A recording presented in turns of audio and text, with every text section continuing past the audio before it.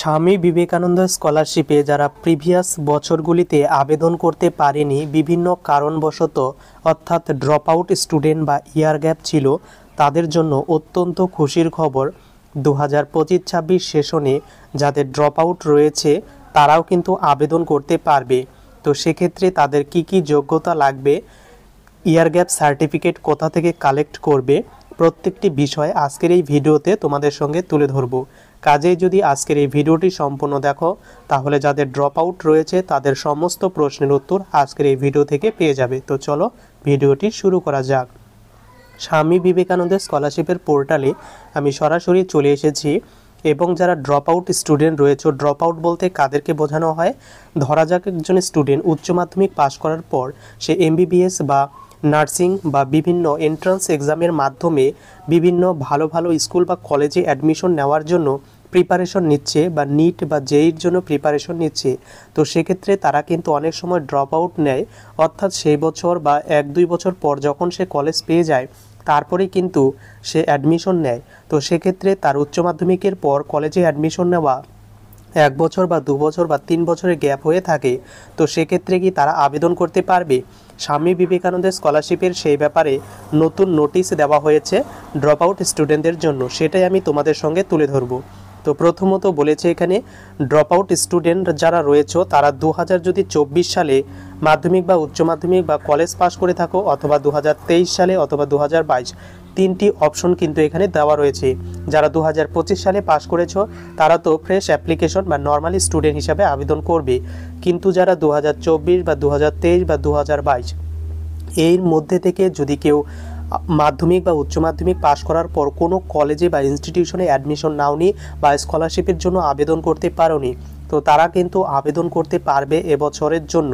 তো সেক্ষেত্রে কি বলা হয়েছে এখানে দেখতে পাচ্ছ, due to unavailable reason and taking admission in the year of advertisement, অর্থাৎ বিভিন্ন কারণে তারা আবেদন করতে পারেনি এবং উইথ অ্যাটলিস্ট 60% মার্কস, অর্থাৎ এবং তাদের যদি মাধ্যমিক উচ্চ মাধ্যমিক বা কলেজ লেভেলে যদি 60%-এর মার্কস থেকে থাকে লাস্ট কোয়ালিফাইং এক্সামিনেশনে, এবং সেটা অবশ্যই West Bengal Board of Higher Secondary বা সেকেন্ডারি বা মাদ্রাসা এডুকেশন বা আন্ডার গ্র্যাজুয়েশন লেভেলে তাদের কিন্তু 60% মার্কস থাকতে হবে, তাহলে সে ড্রপ আউট স্টুডেন্ট হিসেবেও স্বামী বিবেকানন্দ স্কলারশিপের জন্য আবেদন করতে পারবে। তাহলেই তুমি ড্রপ আউট স্টুডেন্ট হিসেবেও আবেদন করতে পারবে।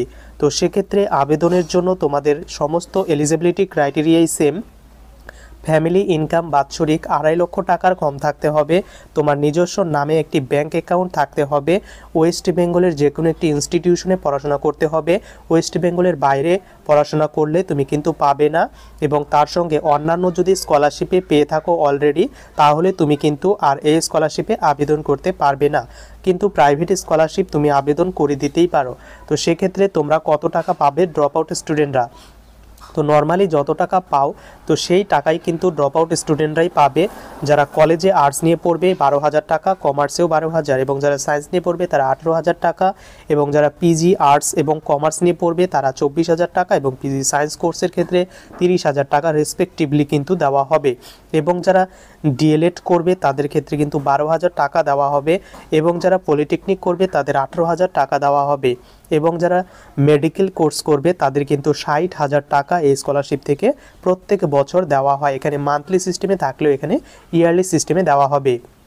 এবার অনেকেরই প্রশ্ন, তাহলে তোমরা আবেদন কিভাবে করবে? তো এখানে রেজিস্ট্রেশন সেকশন পেয়ে যাবে, এই রেজিস্ট্রেশনে ক্লিক করবে, এবং রেজিস্ট্রেশনে ক্লিক করার পর তোমরা জাস্ট নিচের দিকে চলে যাবে এবং এখানে প্রসিড ফর রেজিস্ট্রেশনে ক্লিক করবে। তো রেজিস্ট্রেশনে ক্লিক করার পর তোমরা যখন বিভিন্ন টেকনিক্যাল বা ইঞ্জিনিয়ারিং কোর্সের জন্য আবেদন বা যে কোর্সের জন্য আবেদন করতে চাইছো সেই রেজিস্ট্রেশনের ওপর একবার ক্লিক করবে, এবং তুমি লাস্ট যে এক্সাম পাস করেছো সেই এক্সামের নামটা এখানে চুজ করবে, এবং কোন বোর্ড থেকে পাস করেছো সেটা কিন্তু অবশ্যই এখান থেকে তোমাকে দিয়ে দিতে হবে। এরপর ইয়ার অফ কোয়ালিফাইং এক্সামিনেশন, অর্থাৎ কোন সালে পাস করেছো সেটা এখান থেকে দিয়ে দেবে।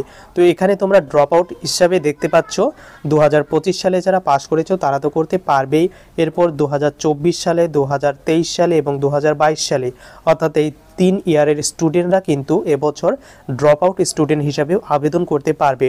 কিন্তু এখানে 2021-20 দেওয়া রয়েছে, যারা 21 বা 20-তে আবেদন করেনি তারা কিন্তু এবছর আর পারবে না, শুধুমাত্র 22, 23, 24 এই স্টুডেন্টরা কিন্তু আবেদন করতে পারবে। তো যখন আমি এটা ক্লিক করব ড্রপ আউট হিসেবে, তখন এখানে দেখাবে রিজন ফর ইয়ার গ্যাপ, অর্থাৎ আমার যে গ্যাপ হয়েছিল, আমি কেন স্কলারশিপ বা বিভিন্ন ইনস্টিটিউশনে অ্যাডমিশন নেইনি। তো এখানে 3টি কারণ শো করবে। ফিনান্সিয়াল অর্থাৎ আর্থিক সমস্যা, আমার কোনো স্বাস্থ্যের সমস্যা ছিল, এবং আমি এন্ট্রান্স এক্সামের জন্য প্রিপারেশন নিচ্ছি। অর্থাৎ যারা যেই নিটসের প্রিপারেশন নিচ্ছিল তারা কিন্তু নিচেরটা ক্লিক করবে, এবং তার সঙ্গে সঙ্গে এখানে নিচে দেখতে পারবে declaration by head of the institution regarding the cause of year gap is to be uploaded later documents সেকশনে। অর্থাৎ তুমি এই যে 2023 সালে মাধ্যমিক বা উচ্চ মাধ্যমিক পাস করার পর তুমি পরবর্তী কোর্সে অ্যাডমিশন নাওনি, তো কেন নাওনি এখানে কিন্তু তুমি দিয়ে দিলে এন্ট্রান্স এক্সামের জন্য। তো সেক্ষেত্রে যখন আমরা ডকুমেন্টস আপলোড সেকশনে যাব, সেখান থেকে কিন্তু আমাকে ড্রপ আউট বা ইয়ার গ্যাপ সার্টিফিকেট ডাউনলোড করে সিগনেচার আনতে হবে। তো কীভাবে ইয়ার গ্যাপ সার্টিফিকেট ডাউনলোড করবে, কি ফিল আপ করতে হবে, তোমাদের সঙ্গে একটু পরেই শেয়ার করছি। তো এগুলো বেসিক যেগুলো আছে তোমরা এবার জাস্ট সেগুলো ফিল করে দেবে, এবং রেজিস্ট্রেশনে ক্লিক করে তোমরা নর্মালি ফ্রেশ ক্যান্ডিডেটের মতোই কিন্তু আবেদন করতে পারবে। তো এবার চলে যাচ্ছি আমি যাদের ড্রপ আউট রয়েছে তাদের সার্টিফিকেটটা কিভাবে ডাউনলোড করবে। ড্রপ আউট সার্টিফিকেটটি সমস্ত কিছু ফিল আপ করার পর যখন তোমরা চলে আসবে ডকুমেন্টস আপলোড সেকশনে, তখন এখানে ওপরে ডান দিকে একটি অপশন দেখতে পারবে click here to download year gap certificate. এই ক্লিক হেয়ারে তোমরা ক্লিক করলেই তোমাদের ইয়ার গ্যাপ সার্টিফিকেটটি ডাউনলোড করতে পারবে। ইয়ার গ্যাপ সার্টিফিকেট ডাউনলোড করার পর বাই ডিফল্ট তোমার নাম কিন্তু সেই অ্যাপ্লিকেশনে শো করবে, অর্থাৎ এখানে তোমাকে কিছু করতে হবে না, এবং কত সালে পাস করেছো এগুলো বাই ডিফল্ট তোমাকে কিন্তু ফিল করা থাকবে।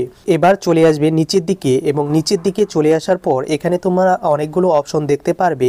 I took admission which I did not continue in the educational institute. অর্থাৎ তুমি যদি 2023 সালে উচ্চ মাধ্যমিক পাশ করে 2023 সালে অ্যাডমিশন নিয়ে থেকেছিলে বা অ্যাডমিশন নিয়েছিলে কোনো ইনস্টিটিউশনে, এবং তারপরে আর কন্টিনিউ করনি, তো সেখানে তোমাকে অবশ্যই সেই ইনস্টিটিউশনের নামটা দিয়ে দিতে হবে, এবং কোর্সের নামটা দিয়ে দিতে হবে, এবং কত থেকে কতদিন পর্যন্ত তোমরা স্কলারশিপ পেয়েছো কিনা সেটা এখানে দিয়ে দেবে। যদি স্কলারশিপ পেয়ে থাকো তাহলে যে অ্যামাউন্টটা তোমরা একবার রিসিভ করেছিলে সেই অ্যামাউন্টটা তোমাকে রিফান্ড করতে হবে, তারপরেই তুমি স্কলারশিপের জন্য আবেদন করতে পারবে। কিন্তু যারা ড্রপ আউট নেওয়ার পর কোনো ইনস্টিটিউশনে অ্যাডমিশন নেয়নি এবং একবারও স্কলারশিপের টাকা পায়নি, তো তাদের ক্ষেত্রে টাকা রিফান্ডের কোনো অপশন নেই। এরপর চলে আসবে নিচের দিকে এবং ওপরে সমস্ত কিছু ফিল আপ করবে। আর তুমি যদি না পারো তাহলে ফিল আপ করবে না, তোমাদের ইনস্টিটিউশনে নিয়ে যাবে, সেখান থেকে তারাই কিন্তু ফিল আপ করে দেবেন। এবং এখানে দেখতে পাচ্ছ তোমার সিগনেচার বা স্টুডেন্টের সিগনেচার হবে, এবং এখানে তার গার্জিয়ানের সিগনেচার হবে, এবং এখানে তোমার ডেটটা দিয়ে দেবে, এবং তুমি এখানে কিন্তু ডেটটা দিয়ে দেবে। এবং ভেরিফিকেশন সেকশন বলে একটি অপশন রয়েছে, এবং ভেরিফিকেশনে এখানে তোমার হেড অফ দ্য ইনস্টিটিউশনের সিগনেচার এবং স্ট্যাম্প দিয়ে দেবে, তার প্লেসটা এবং তার ডেটটা কিন্তু এখানে দিয়ে দেবে। অর্থাৎ তুমি সিগনেচার করে প্রিন্ট আউট বের করে তোমার ইনস্টিটিউশনে নিয়ে যাবে, সেখান থেকে কিন্তু তোমাকে অ্যাটেস্টেড করে দেবে, দেন তুমি কিন্তু এটা আপলোড করে দেবে আপলোড ডকুমেন্টস সেকশনে। তাহলেই তুমি কিন্তু ড্রপ আউট হিসেবেও স্বামী বিবেকানন্দের স্কলারশিপের থেকে যে অঙ্কের টাকা পাওয়ার কথা সেই টাকাটি পেয়ে যাবে।